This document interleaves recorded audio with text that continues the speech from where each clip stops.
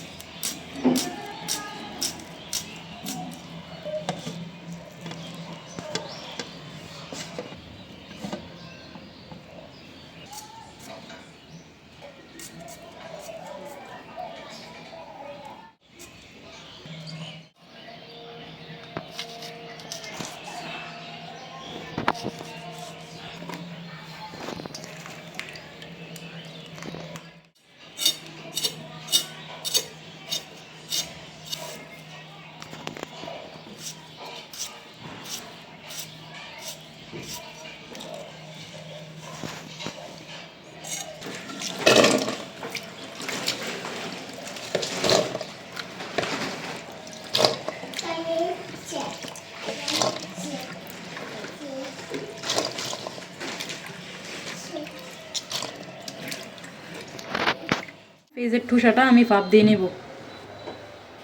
বিসমিল্লাহির রহমানির রহিম। কিছুক্ষণের জন্য ঢাকনা দিয়ে ঢেকে দিলাম। বন্ধুরা, ঢাকনা তুলে নিলাম।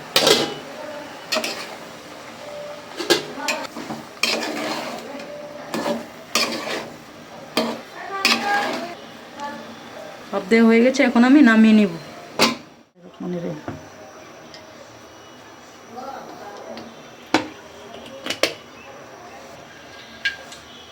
বন্ধুরা, কড়াই গরম হয়ে গেছে, তেল দিয়ে দিচ্ছি। রসুন কুচি দিয়ে দিলাম।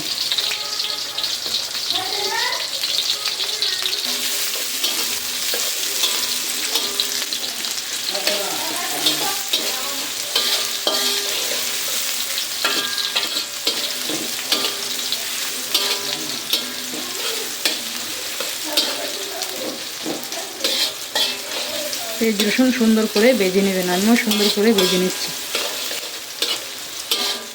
বন্ধুরা, দিয়ে দিলাম চিংড়ি মাছ, গুঁড়া চিংড়ি।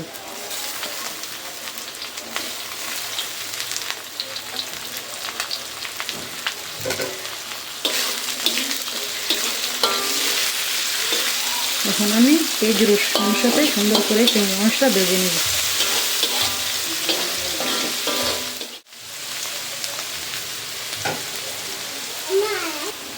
বন্ধুরা, চিংড়ি মাছের কথা শুধু বলছি, শুটকির কথা বলিনি। আমি আজকে গুঁড়া চিংড়ি দিয়ে, কিসকি শুটকি দিয়ে পেঁয়াজের ঠোসা ভাজি করে আপনাদেরকে দেখাবো। সম্পূর্ণ ভিডিওটা দেখবেন।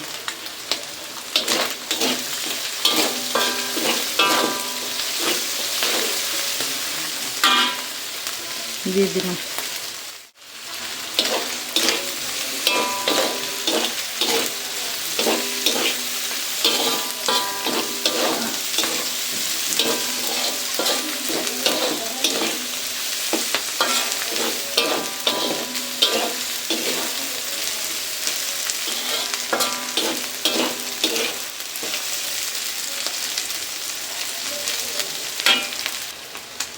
দিয়ে দিলাম পরিমাণ মতো মরিচের গুঁড়ো।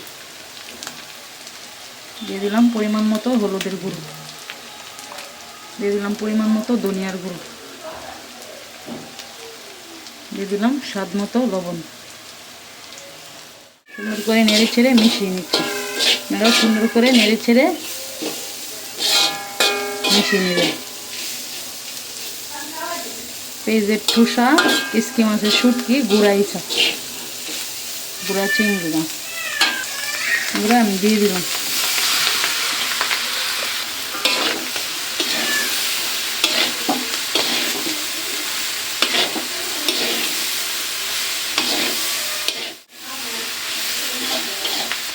বন্ধুরা, দিয়ে দিলাম অল্প পরিমাণ পানি। ভালো করে মিশিয়ে নেব।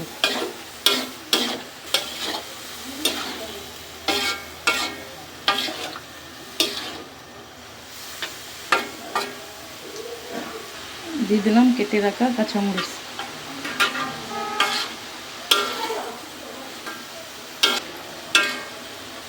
কিছুক্ষণের জন্য ঢাকনা দিয়ে ডেকে দিলাম। বন্ধুরা ঢাকনা তুলে নিলাম।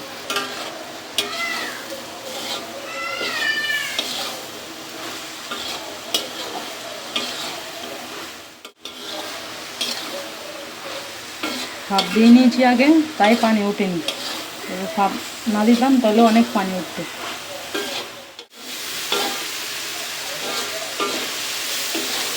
বন্ধুরা এই ছিল আমার আজকের রেসিপি। তখন আমার সাথে থাকার জন্য ধন্যবাদ। ভালো থাকবেন, সুস্থ থাকবেন। আল্লাহ হাফেজ।